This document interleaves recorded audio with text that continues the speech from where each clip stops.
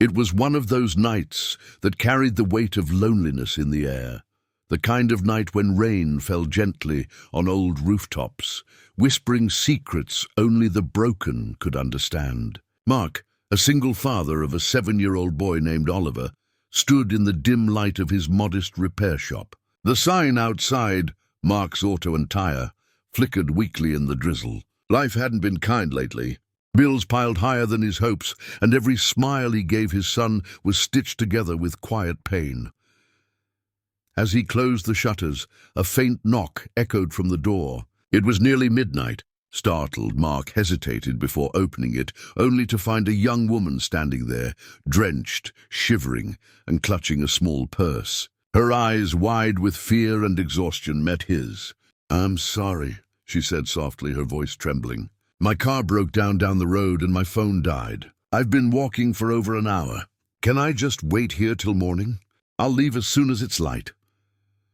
Mark's first instinct was caution. She was a stranger, after all. But then he saw her hands, trembling from the cold, and something in her eyes reminded him of the nights he had comforted his son after his wife left them. He sighed and nodded. "Come in. You look frozen."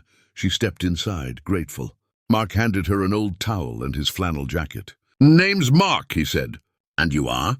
"Lila," she whispered. He made her a cup of instant coffee, the cheap kind that tasted mostly of hope, and offered her a seat near the space heater. Oliver, hearing voices, peeked out from his small room in pajamas, decorated with tiny cars. When his eyes met Lila's, he smiled shyly. "Hi," he said. "You look like a princess." Lila laughed, a small, genuine sound that warmed the room more than the heater could. "Thank you, little man." That night she slept on the couch under an old quilt, while Mark lay awake wondering who she really was. There was something about her manners, her delicate hands, the soft way she carried herself, that didn't fit the image of someone lost and alone. But he didn't ask. Sometimes kindness didn't need questions. In the morning, sunlight filtered through the dusty window, and Lila was already helping Oliver make pancakes. She wore one of Mark's old shirts, sleeves rolled up, hair tied back. "You have a good kid," she said when Mark entered, "and he makes excellent pancakes." For the next few hours, Mark tried fixing her car, but it needed parts he didn't have. "You can stay another night if you want," he offered hesitantly. "Storm's coming anyway."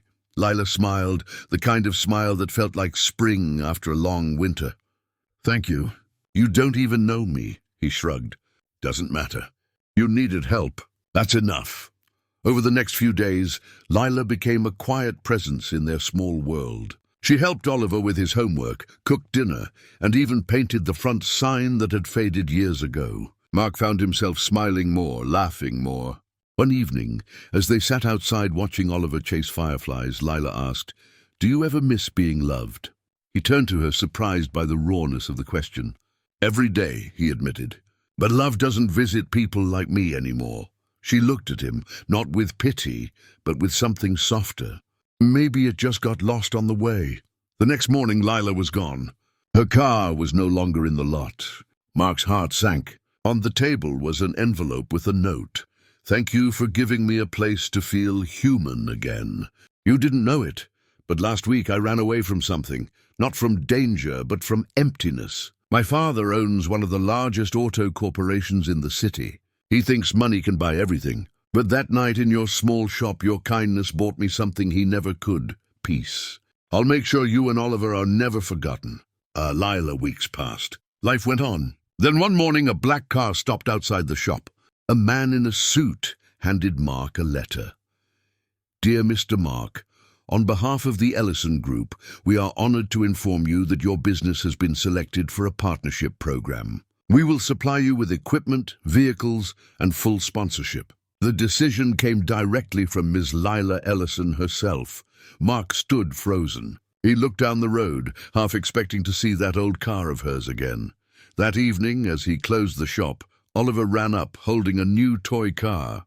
"It came in the mail, Dad. There's a note, too." Mark unfolded the tiny paper attached. "For Oliver, from the princess who found her castle in your smiles."